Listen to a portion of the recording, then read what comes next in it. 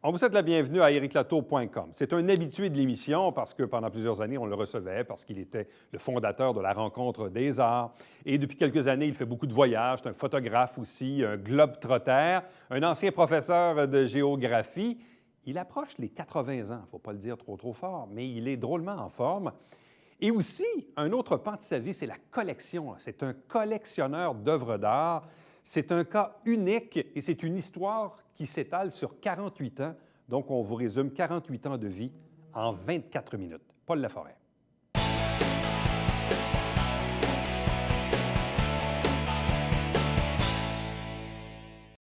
On le connaît surtout pour ces dernières années, pour son talent de photographe, de globe-trotter. On l'a connu aussi tout récemment président, fondateur de la Rencontre des arts.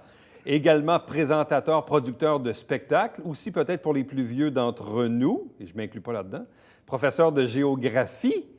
Mais qui est Paul Laforêt? Paul Laforêt aussi, le collectionneur. Il est avec nous. Bonsoir et bienvenue. Bonsoir. Comment ça a commencé la vie de Paul Laforêt, là? Avant même là, qu'il devienne prof de géographie, là, le Paul Laforêt de 0 à 20 ans, il ressemblait à quoi? Oh, je ne peux pas passer trop de temps là-dessus. Hein. De 0 à 20 ans, il faudrait que j'y revienne. Le 0 à 20 ans, il étudiait. Ouais. Moi, j'ai aimé l'étude, beaucoup. Et quand ça s'est arrêté à Sherbrooke, mon père avait de la misère à financer. Moi, j'avais déjà emprunté une partie de mes études. Quand je commence à enseigner, je gagne 3 400 $ par année et je dois 2 400. Quand même. J'ai commencé à enseigner, mais j'ai fait des études à l'université pendant 12 ans, dont une année à temps plein.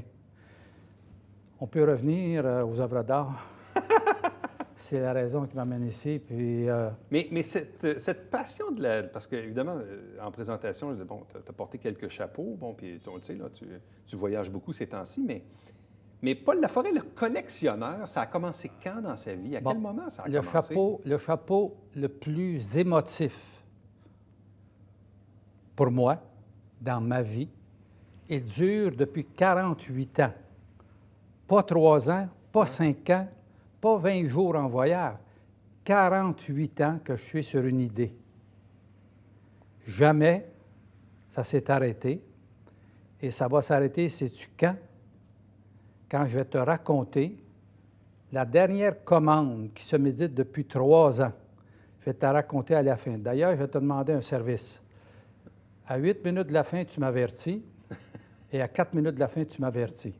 Qu'il reste 4 minutes ou 8 minutes, parce qu'à la toute fin, il faut que je raconte la commande de la 666e sculpture. Ma collection d'œuvres d'art, là, c'est 228 sculptures, 193 dessins et 244 tableaux. Ça fait 665. Bon. Mais qu'est-ce qui s'est passé en 1970? Bon, en 1970, je fais le tour de la Gaspésie avec mon ex-femme et mes enfants et je m'étais préparé de façon très sérieuse. J'arrête à Saint-Jean-Port-Joli. Là, moi, je suis un ignorant dans le domaine de la sculpture. On se comprend? D'abord, je suis tout jeune, là, j'ai 30 ans. Et, bon, je rentre à l'école de sculpture qui s'appelait la Vastringue. À ce moment-là, elle a été fondée, cette école-là, par Jean-Julien Bourgault et son frère Médard. Moi, j'aperçois sur l'établi, d'ailleurs, dans un dossier ici, la sculpture qui démarre ma vie dans le domaine. Elle est là. Elle mesure 3 pieds de hauteur. Il y en avait 2 sur l'établi.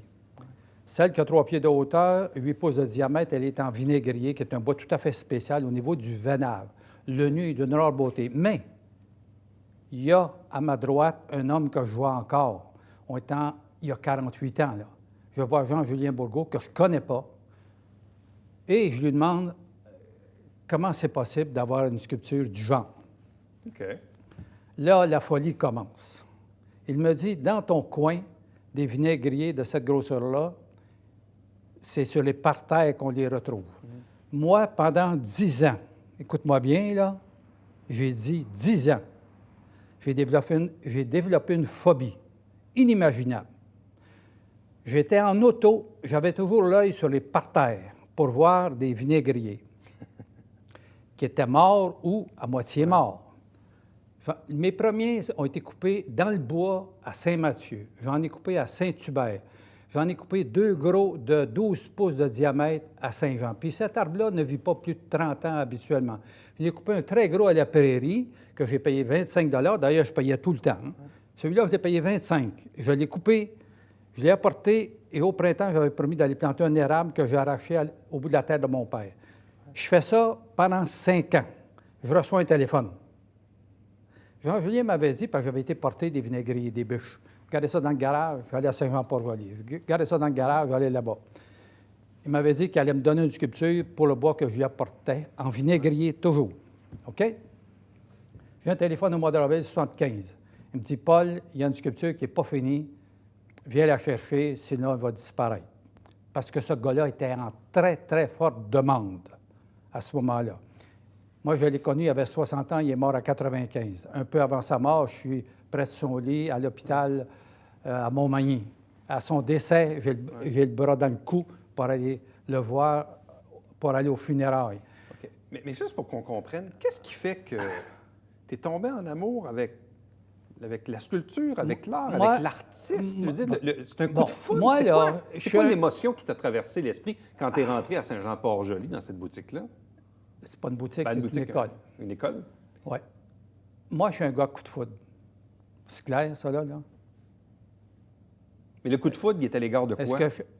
De la pièce qui est là, la sculpture. C'est la pièce. C'est la sculpture qui me... Pas compliqué. OK. Elle me marque. Et là, j'en voulais une semblable. C'est ce qui fait ma recherche en vinaigrier. En 1975, au mois d'avril, je vais chercher la pièce, elle n'est pas finie. Il me dit, tu reviendras, la fin finie. Je retourne au mois d'août, je passe 9 jours là-bas. Mon ex-femme est installée sur le camping avec mes enfants. Moi, j'ai ma caméra et je débarque à l'atelier. L'après-midi, quand j'arrive, là, il ne file pas parce que Jean-Julien, à cette époque-là, il était très fortement en demande. Tout le monde voulait voir cet homme-là. C'était un homme hors du commun. J'ai rencontré 2 hommes très émotifs dans leur vie et très sensibles. Je vais te les nommer. Le premier, c'est Jean-Julien Bourgault, puis le deuxième, c'est Alain Stanquier. Puis beaucoup plus sensible que la grande majorité des femmes que j'ai connues. Une sensibilité hors du commun. Jean-Julien Bourgault, toutes les femmes voulaient le toucher. Et Alain Stanquier est un peu comme ça. Je reviens en 1975. Là, il finit ma pièce. Ça prend 1 heure faire le tour d'une pièce de 26 pouces de hauteur parce qu'elle avait changé de couleur. Il finit les narines, les yeux, les doigts, tout ça. On va me voir sur une photo en train de sabler la pièce en question. D'ailleurs, je regardais ma photo, j'ai les cheveux noirs, c'est pas possible. Aujourd'hui, qu'est-ce que j'ai l'air? Là, pendant 9 jours, il est en train de faire un relief, une murale en bois, qui s'appelle le magasin du coin. J'ai des photos ici. Là, je regarde aller ça pendant 9 jours. Là, je suis pas bien. Pas à peu près. Mais en même temps, on jase. Il me racontait même ses histoires de couchettes avec Marie-Antoinette, sa femme à l'époque. Ça va loin, là. Ses enfants, tout y passait. Là, je suis pas bien sur le magasin du coin, mais je m'informe, je ne peux pas l'avoir. J'ai 35 ans. L'année d'avant, moi, je suis passé par une séparation de biens. Je n'ai pas une tocune. Écoute bien ce qui s'en vient. Là, il me dit, écoute, on le verra ici, c'est mon 3e dossier de photographie. D'ailleurs, c'est la chasse-galerie. Ça fait 5 ans que la folie existe. Mais j'ai juste une pièce en bois haute de même après 5 ans. La chasse-galerie, il me dit, Paul, le magasin du coin, tu l'oublies, il est déjà vendu, ça que oublie ça. Parfait. Il dit, écoute, regarde sur le bord du mur, là, on voit le dessin. D'ailleurs, il est carré en photo. Il dit, si tu veux, je te l'agrandis 34,52 et je te le sculpte. OK, je pars. Puis je m'informe de rien d'autre. Moi, je pense que ça va prendre 1 an. Ben non. 8 ou 9 jours plus tard, je suis en train d'extraire du miel chez mon père. J'ai travaillé dans le miel chez mon père, mais au moins une 30aine d'années. Mon père avait une ferme à Saint-Bernard. La murale est finie. Il reste à mettre la laque dessus. Là, je fais face à quelque chose de très spécial. Je m'étais pas informé du prix, je m'étais informé de rien. Mon gars va chez les Maristes à Iberville. j'ai la maison sur le dos. J'en ai jusque-là financièrement parlant. Est-ce qu'on se comprend? Oui. Le coût de la murale, 1975. Quand je vois des gens aujourd'hui qui hésitent à acheter un tableau de 500 $, j'ai toujours envie de rire, puis pourtant... Parce que ça valait combien, ce petit morceau-là? Ça me coûtait 1500 $. À l'époque, on est en 75. 75. Je n'ai pas une scène. Mon père fait une très bonne année de miel. Dans un tiroir, il y en a ça d'épais. Mon père était un homme d'affaires. Il me prête le 1500 $. Pour acheter ça, oui. Pour acheter ça, pour payer. Et j'allais la semaine suivante le chercher. Là. Il me prête l'argent sur billet à 7 l'an. Et mon père voulait que je lui paye des intérêts jusqu'à la fin de ses jours. OK? Mais moi, ça me... Pesait? Au début, ça me pesait. Oui, ça m'a pesé. Ça a pris combien de temps remboursé? Bon. Après 2 ans, 3 ans, je voulais rembourser. Ouais. Il ne voulait pas. Au bout de 7 ans, là, vous écoutez un peu, là, je vous voyais, mon père. Ouais. Vous prenez l'argent ou on déchire le billet. Alors, il a déchiré le billet. J'ai payé 105 $ par année d'intérêt pendant Sérieux? 7 ans. Ça m'a coûté 735 $ pour cette murale-là de 1500 à l'époque. On se comprend? Bon. Ça, c'est l'histoire que je voulais raconter parce que ça a marqué tout le reste. OK, mais de 70 à 83, parce que là, tu dis que ça t'a pris 7 ans à payer la sculpture en question.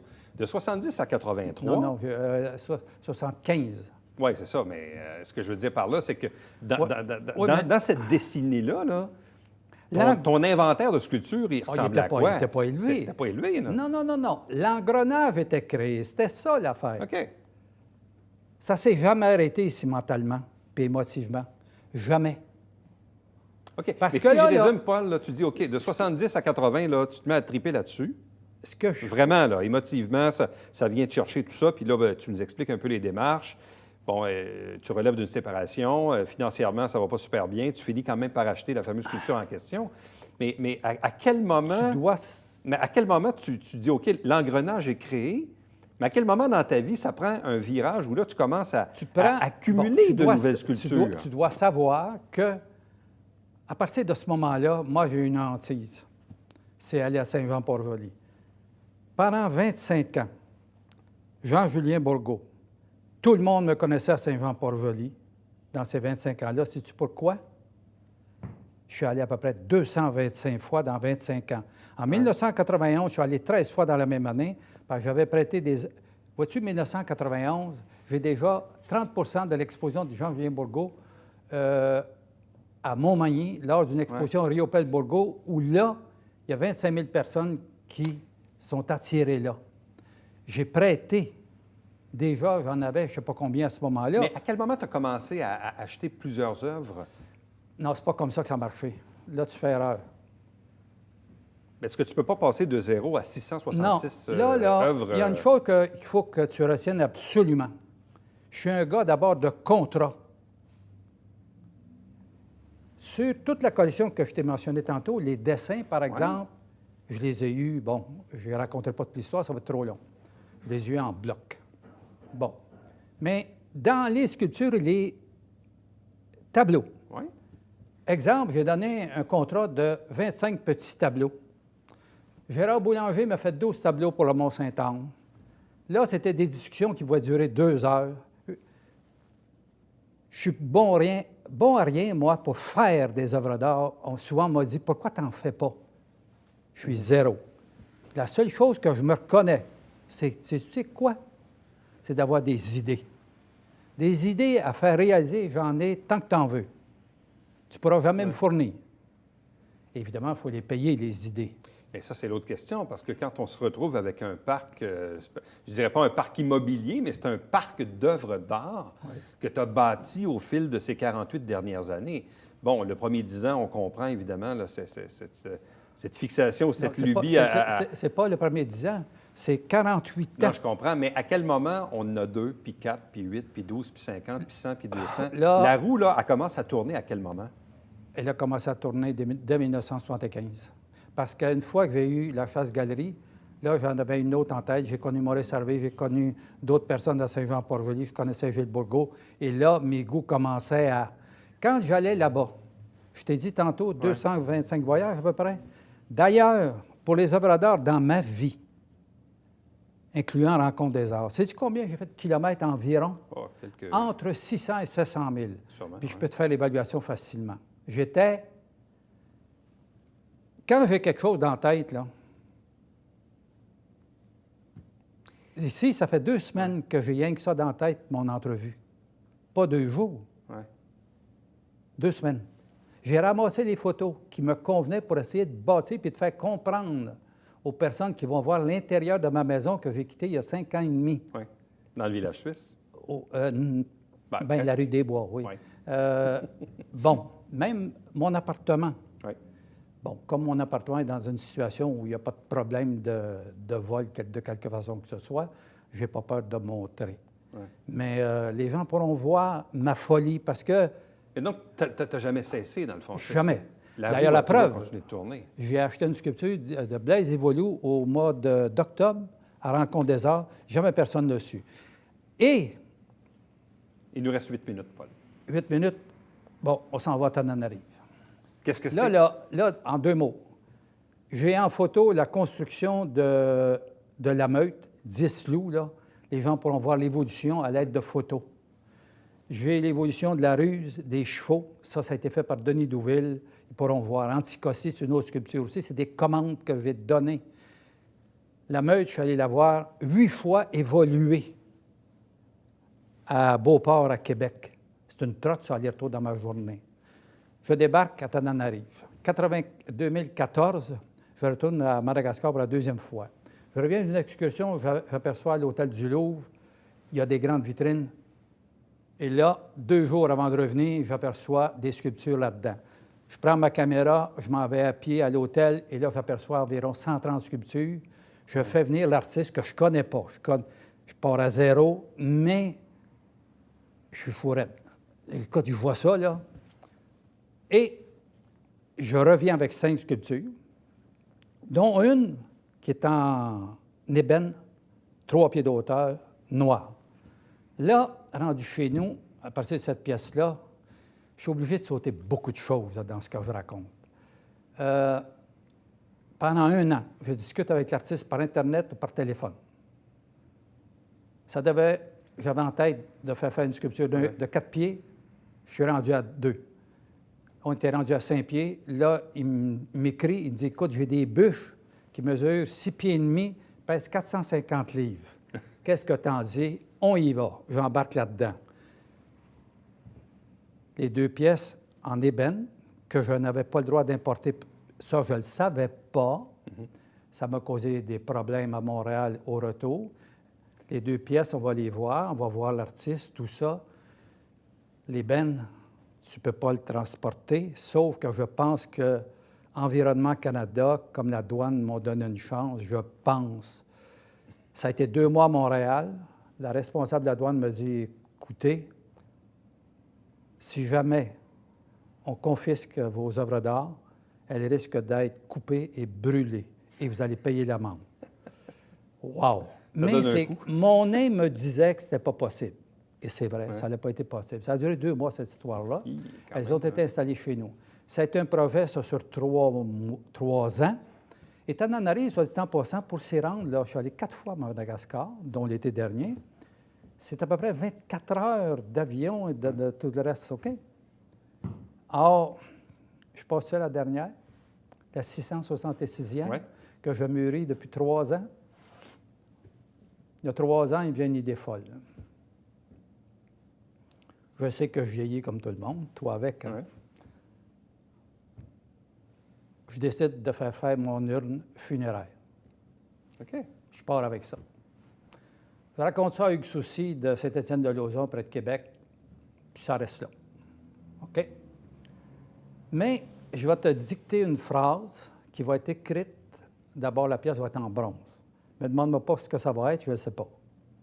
J'ai vu Hugues à Drummondville samedi, dans un symposium. On en a parlé. Mais je vais te raconter le 9 novembre dernier. Sur l'urne va être écrit ce qui suit. Puis ça, c'est extrêmement important. J'avais des tableaux. Je suis un amant des tableaux. Mais je suis un amant beaucoup plus fort de la sculpture. On sait. Sur la pièce en question en bronze, ça va être écrit La sculpture fut ma maîtresse, la peinture, ma femme. Est-ce que tu veux que je la répète? Oui, vas-y. La sculpture fut ma maîtresse et la peinture, ma femme. Il faut que je te parle du 9 novembre. Mais c'est pas urgent quand même de faire ton urne. Non. Il te reste encore de très bonnes années. Oui, c'est pas ça la question. Il nous reste 4 Hugues minutes, Paul. 4 minutes, Paul. 4 minutes? Oui. OK, on a du temps. En masse. C'est que quand j'ai vu Hugues, je vais revenir au 9 novembre après. Quand j'ai vu Hugues samedi, non, je vais revenir au 9. Le 9 novembre, je suis assis au restaurant à Saint-Étienne-de-Lauzon, c'est près du pont de Québec, ça. Je dîne avec Hugues Soucy, puis là, c'était sérieux. Là, le niaisage était fini, là. Il fallait commencer par se brancher, savoir... Bon. Sauf que c'est beau, ma phrase, là. Après, c'est quoi? Fait que Hugues me questionne sur l'heure du dîner, puis avec lui, là, c'est toujours drôle. Ça fait 25 ans que je le connais. Et quand je donne une commande, c'est parce que je connais l'artiste et qu'il me connaît. Ça, c'est sacré.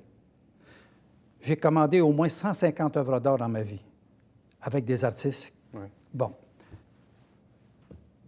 Durant le dîner, Hugues, il dit, as-tu une idée qui te... Il dit, Hugues, j'ai un flash. Et tu vas partir de ça. Une maîtresse, c'est une femme. La peinture, ma femme, c'est une autre femme. Ça fait 2 femmes. Maintenant, tu flyes avec ça. Samedi, quand je l'ai vu, on en a parlé. Lui, il m'avait dit le soir du 9, quand je l'ai appelé, parce que là, il faut que j'aille photographier le tout début, hein, quand ça sera en marche. Et il m'avait dit, je pense que j'ai une idée. Puis, il n'en manque pas d'idées. Ouais. Samedi, il me dit, peux-tu me parler de l'idée ou si tu peux pas? Non, ça mûrit. Parfait. Puis, je ne pose pas de questions dans ce temps-là, moi. Dernièrement, il y a quelqu'un que je connais très bien qui m'a questionné pendant une demi-heure. As-tu une idée, Paul? Non, j'en ai pas d'idée. Quand je vais voir la pièce faite en argile au départ, parce qu'on ne colle pas du bronze comme ça, là. Quand je vais voir la pièce en argile, là, je n'ai jamais été déçu avec un artiste. Enfin, je ne vois pas pourquoi je le serais là. Paul, Je t'écoute. En terminant, tu as 666 œuvres d'art. 65 à date. 65, il en manque une, mais là, évidemment, tu es en train d'en Mais parler. attention, c'est pas fini. Mais là, évidemment, ça ne rentre pas tout dans ton appartement, tout ça. Bon. Et deuxièmement, tu vas faire quoi avec ça? Bon, il y en a au Musée de Trois-Rivières de rendu déjà depuis un bout de temps. Les dessins sont là depuis 8 ans. Oui. Le noyau central de mes reliefs, les gens vont voir en grande muraille en bois, c'est au Musée de Trois-Rivières, c'est évalué. Les reçus, je peux le dire publiquement, il n'y a pas de problème. J'ai donné les œuvres d'art, c'est clair. Oui. Les reçus de la valeur, parce que c'est évalué par 2 personnes, c'est très sérieux. Les reçus servent pour mon rapport d'impôt. On se comprend là-dessus? Bon, mon voisin d'en face, lui, qui est le propriétaire de l'hôtel, qui s'appelle Raymond Boucher, je lui ai vendu d'une frappe. Parce qu'écoute, là, je laissais une maison pour m'en aller dans un 4,5 où j'ai quand même encore 100 tableaux et 65 sculptures dans un 4,5. Raymond Boucher, d'une frappe, 170 tableaux et 31 ou 33 sculptures. Parce que dehors, là, j'en avais 39 à ma maison. Oui. Et une partie sont là parce que là, c'est Raymond qui est le propriétaire, pas moi. Les gens pensent, non, je ne suis pas lié à ça, ça ne m'appartient pas. Il fallait que je fasse quelque chose. Je fais quoi? Commencer à me promener dans la rue pour... Et Raymond a une qualité très grande. Ouais. Il aime ce que j'ai. C'est simple à comprendre, ça. Aussi simple que ça. Là, évidemment, je pourrais m'embarquer dans tout ce que j'ai pu faire, fabriquer les idées folles, comme Jean-Paul Lapointe qui est venu dans ma chambre. On discute pendant une demi-heure, 3/4 d'heure pour réaliser 5 tableaux qui sont rendus à l'hôtel. OK? Gérard Boulanger qui passe 2 heures avec moi.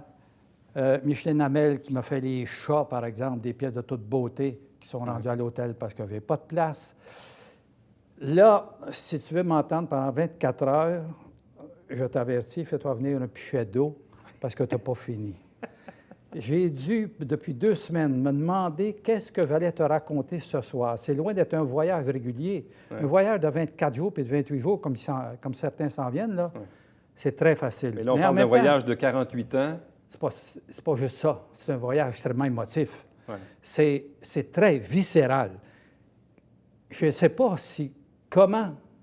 Je pense que des collectionneurs d'œuvres d'art pourront peut-être saisir un peu ce que j'ai vécu depuis 48 ans.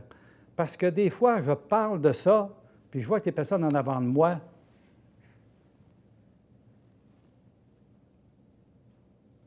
c'est tout dit. J'ai rien à ajouter. J'aime bien les 3 petits points sur lesquels tu nous laisses. Ça laisse place à l'imagination pour compléter la réponse de Paul. Oui. Merci beaucoup, Paul. Ça a été un plaisir très grand. Merci. Très grand. À la prochaine. Pour l'autre 48 ans. Restez avec nous. Au retour, le Babillard quotidien. C'est mon meilleur.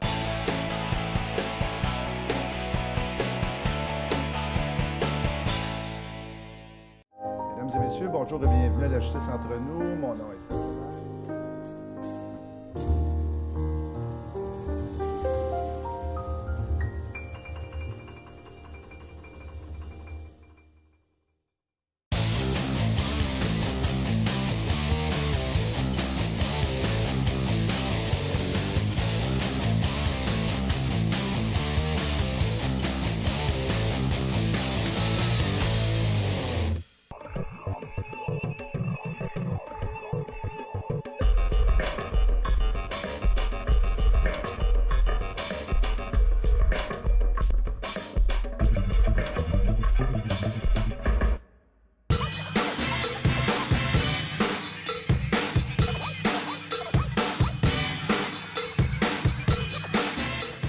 Dimanche, 9h30, Télé Bingo, on vous attend.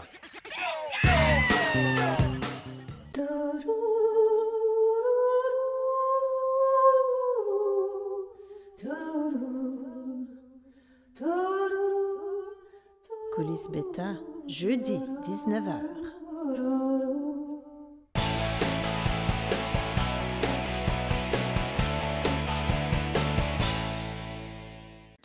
Le Centre de femmes du Haut-Richelieu offre désormais un nouveau service à sa clientèle. Ce sont des cliniques sexologiques. Donc, si parfois vous avez de l'intérêt, vous pouvez vous renseigner auprès du Centre de femmes. Chaque semaine, on vous présente un résumé des travaux du Conseil municipal de Saint-Jean-sur-Richelieu. L'émission s'appelle évidemment Le nom de la ville. Elle se retrouve également sur notre site Internet si parfois vous la manquez en cours de semaine. Également, vous dire que le dimanche matin, 9h30 en direct, c'est le Télébingo avec 4 000 $ en prix. 30 dépositaires sur le territoire de la télé pour acheter vos livrets. Et puis, entre-temps, si vous désirez me joindre, faites-le par courriel. Éric Laton en un mot à commercial tvhr9.com. À demain.